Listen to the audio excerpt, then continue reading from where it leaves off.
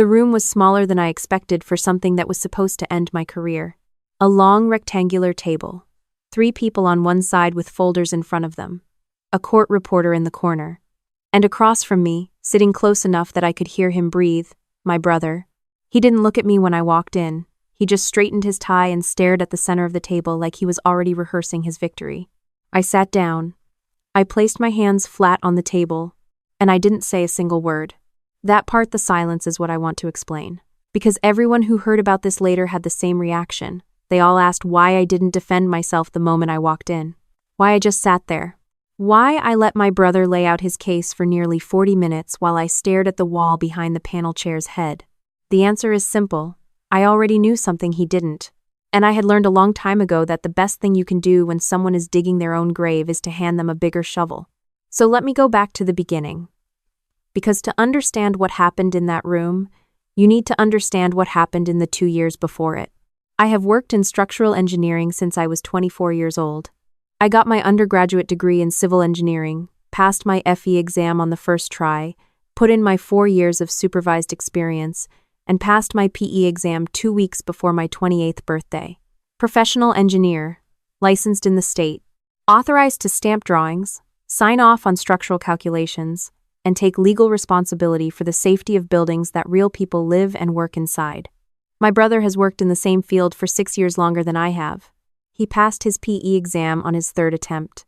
I know that because my mother told me when she was trying to explain why he needed more time to find his footing, and why I should be patient with him, and why I should maybe not bring up my exam results at Thanksgiving dinner. That was the beginning of the pattern, though I didn't have a name for it yet. For the first few years of my career, my brother and I existed in the same general industry without overlapping much. He worked primarily in commercial construction management. I moved into specialized structural assessment, older buildings, load-bearing analysis, renovation feasibility. Different enough that there was no friction. We saw each other at holidays. We were civil, sometimes almost warm. Then the Alderton project came up. Alderton was a mid-sized municipality, about 90 minutes outside the city.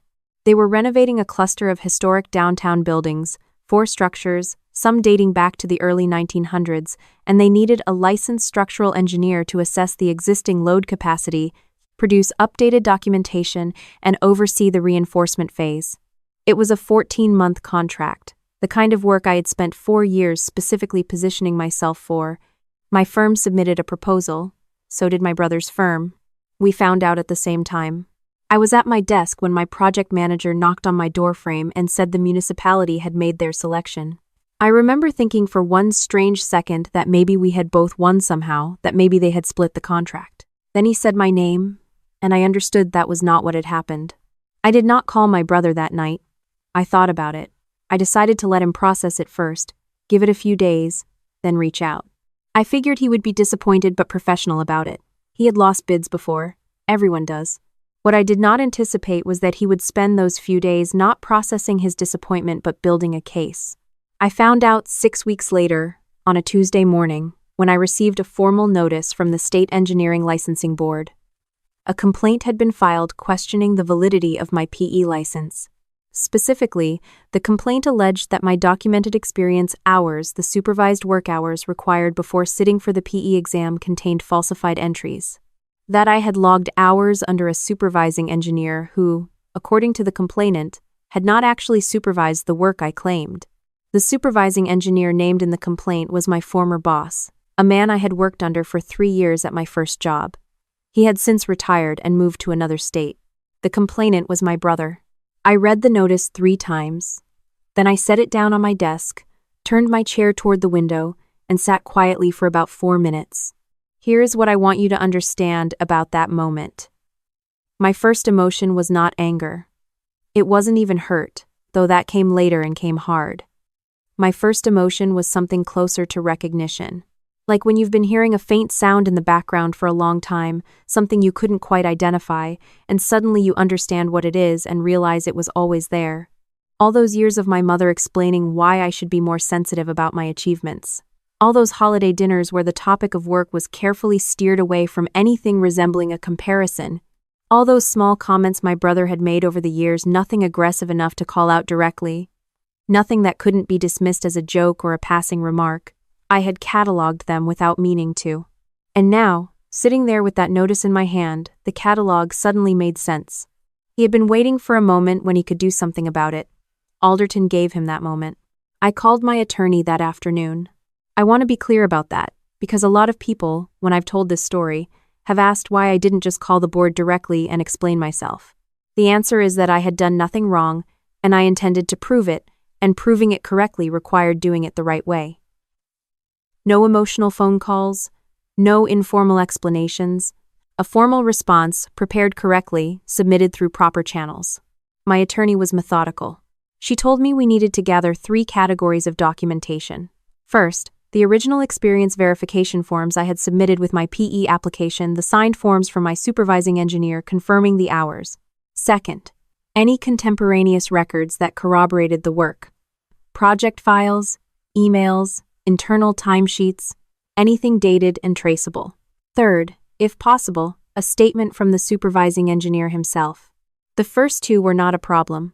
I still had digital copies of my application materials, my firm's records system archived project files going back 8 years. I had emails. I had timesheets with my name on them and my supervisor's approval signature. I had meeting notes.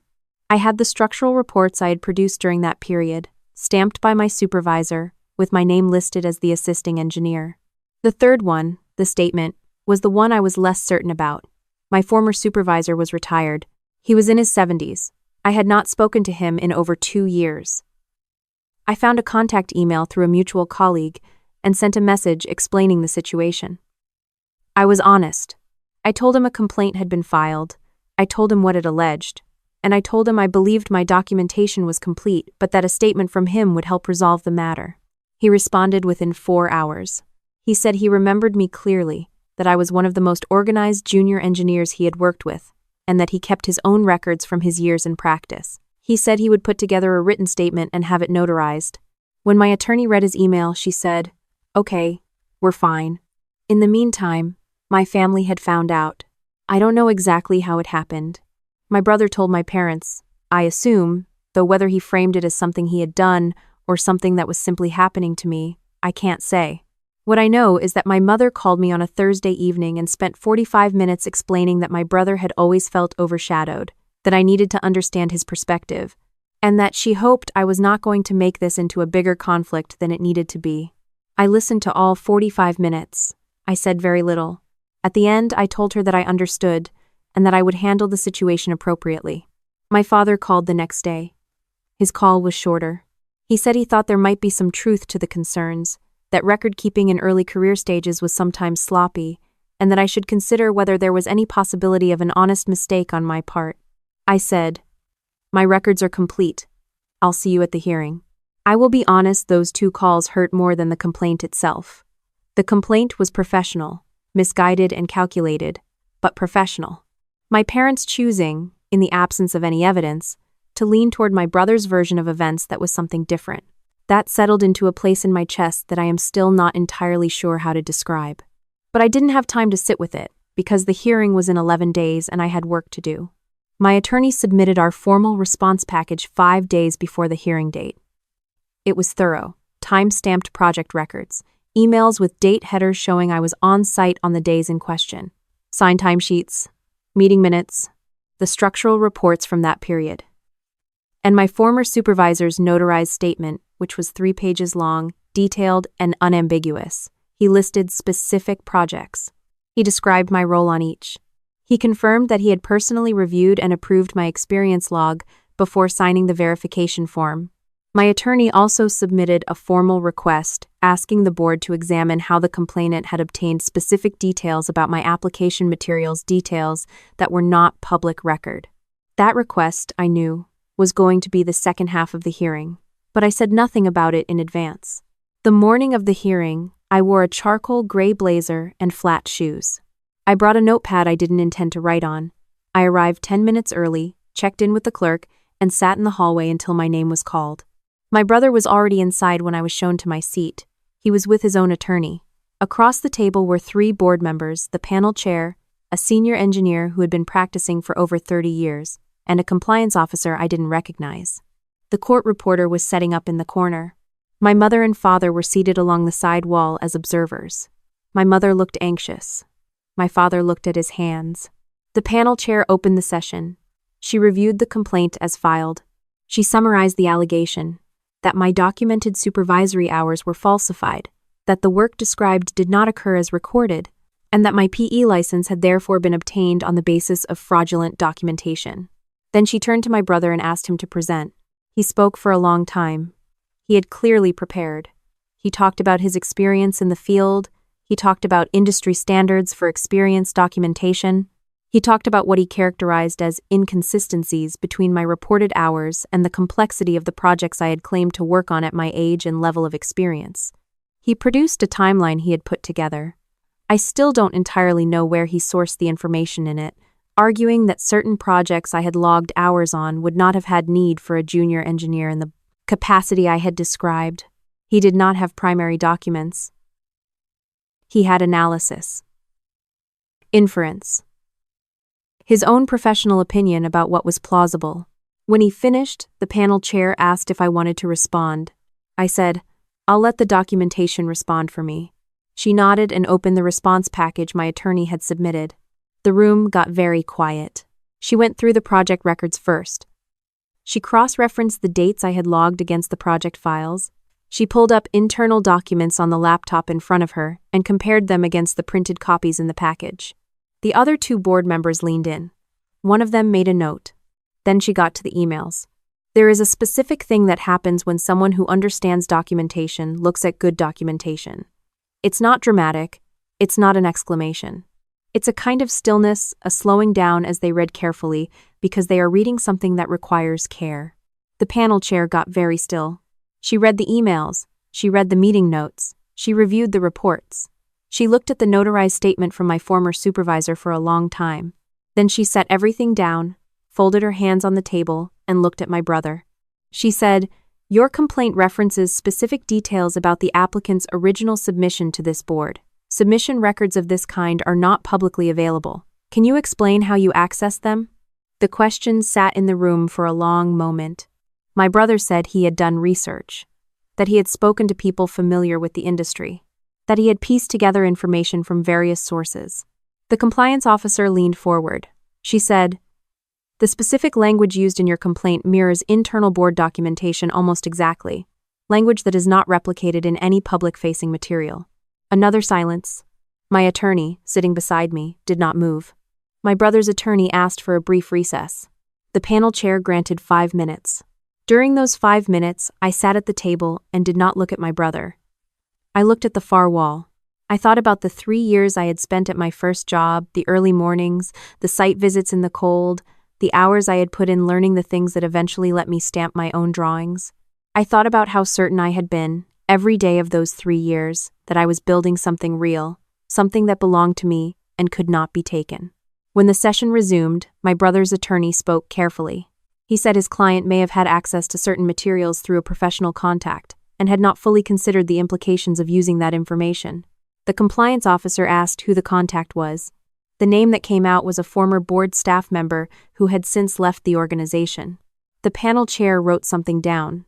Then she looked up, and she looked first at my brother and then at me, and she said, "The documentation submitted in response to this complaint is complete, consistent, and corroborated by contemporaneous records and third-party verification. There is no basis for the allegation of falsification. This complaint is dismissed." She paused. However, the question of how the complainant accessed non-public board records is a separate matter and will be referred for further review. My brother sat very still in his chair. I picked up my notepad, the one I hadn't written on, and slid it into my bag. The session was formally closed. People began to stand and gather their things. My attorney put her hand briefly on my arm and said quietly, "That's done." I stood up. I straightened my blazer. And for the first time since I walked into the room, I looked directly at my brother. He was looking at the table. His attorney was speaking close to his ear, very quietly. My mother was standing by the side wall with her hand over her mouth. My father had not moved. I walked over to where my parents were standing. I stopped in front of my mother first.